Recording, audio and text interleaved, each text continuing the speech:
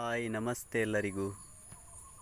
ಇವತ್ತು ನಾನು ಅಡಿಕೆದು ಕೊಳೆ ರೋಗ ಹಿಡಿದೆ ಅಂತ ಹೇಳಿದೆಲ್ಲ ಮೊನ್ನೆ, ಅದನ್ನು ಒಂದು ವಿಡಿಯೋ ಮಾಡಿ ಹಾಕುವ ಅಂತ ಬಂದಿದ್ದೇನೆ. ಈಗ ನೋಡಿ, ಕೊಳೆ ರೋಗದ್ದು ಬಿದ್ದಿರುವ ಅಡಿಕೆ ತೋರಿಸ್ತೇನೆ. ಈಗ ನಾನು ನೋಡಿ, ಇಲ್ಲಿ ತಂದು ಹಾಕಿದ್ದು ಬುಡದಲ್ಲಿ ಇನ್ನೂ ಕೂಡ ಉಂಟು. ಅದು ಚಿಕ್ಕ ಚಿಕ್ಕದೆಲ್ಲ ಇಕ್ಕಲಿಲ್ಲ, ಅದರಲ್ಲಿ ಎಂತ ಇಲ್ಲ ಒಳಗೆ.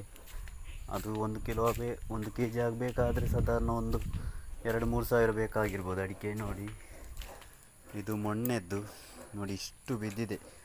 ಅರ್ಧಕ್ಕೆ ಮುಕ್ಕಾಲು ವಾಸಿ ಬಿದ್ದಿದೆ ಅಡಿಕೆ ಮರದಿಂದ. ನೋಡುವ ಕಣ್ಣಲ್ಲಿ ನೀರು ಬರ್ತದೆ. ನೋಡಿ, ಇಲ್ಲಿ ಇದು ನಿನ್ನೆದ್ದು ನೋಡಿ, ಇದು ಇಷ್ಟು ಕೊಳೆತೇ ಹೋಗಿದೆ. ನೋಡಿ, ಇನ್ನೂ ಕೂಡ ಬೀಳ್ತಾನೇ ಉಂಟು. ನೋಡಿ, ಇಲ್ಲಿ ನೋಡಿ, ಇಲ್ಲಿ ಕೂಡ ಇದು ಇವತ್ತಿದ್ದು ನೋಡಿ, ಇನ್ನೂ ಕೂಡ ಎಕ್ಕಲಿಕ್ಕೆ ಉಂಟು. ಅರ್ಧದಷ್ಟು ಮಾತ್ರ ಇಕ್ಕಿದ್ದು. ನೋಡಿ, ಇಷ್ಟು ಈ ಥರ ಉದುರಿದ್ರೆ ಏನು ಮಾಡೋದು?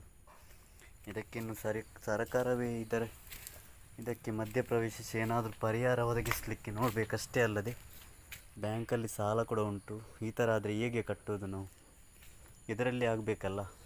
ಆ ಕಡೆಯಿಂದ ತೆಂಗಿನಕಾಯಿ ಕೂಡ ಇಲ್ಲ, ಅದು ಕೂಡ ಉದುರ್ತಾ ಉಂಟು. ತುಂಬ ಉದುರಿದೆ. ನೋಡಿ, 2-3 ಇಲ್ಲಿ ತಂದು ಹಾಕಿದ್ದೇನೆ ನಾನು, ತೋರಿಸುವಂತ ತಂದದಷ್ಟೇ. ಮತ್ತೆ ಎಂತ ಯೂಸ್ ಇಲ್ಲ ಇದು. ನೋಡಿ, ಈ ಥರ ಬೀಳ್ತಾ ಉಂಟು. ತುಂಬ ಬಿದ್ದಿದೆ ಬುಡದಲ್ಲಿ.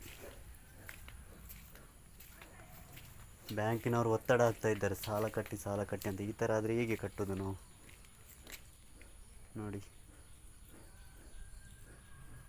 ಇಲ್ಲದಿದ್ದರೆ ಸಾಲ ಮನ್ನಾ ಅಟ್ಲೀಸ್ಟ್ ಸಾಲ ಮನ್ನಾ ಮಾಡಲಿಕ್ಕೆ ಆಗೋದಿಲ್ಲಾದರೂ ಕೂಡ ಅದನ್ನು ಬಡ್ಡಿ ಹಾಕದೆ ಹಾಗೇನೆ ಇದು ಮಾಡ್ಬೋದಲ್ಲ. ಬಡ್ಡಿ ಆದರೂ ಮನ್ನಾ ಮಾಡ್ಬೋದಲ್ಲ. ಈ ವರ್ಷ ಕಟ್ಟಬೇಡಿ, ಮುಂದಿನ ವರ್ಷ ಕಟ್ಟಿ ಅಂತ ಮುಂದೂಡಿಕೆ ಆದರೂ ಮಾಡ್ಬೋದಲ್ಲ. ಆ ಥರ ಮಾಡಿದರೆ ಆದರೂ ಆಗ್ಬೋದಲ್ಲ.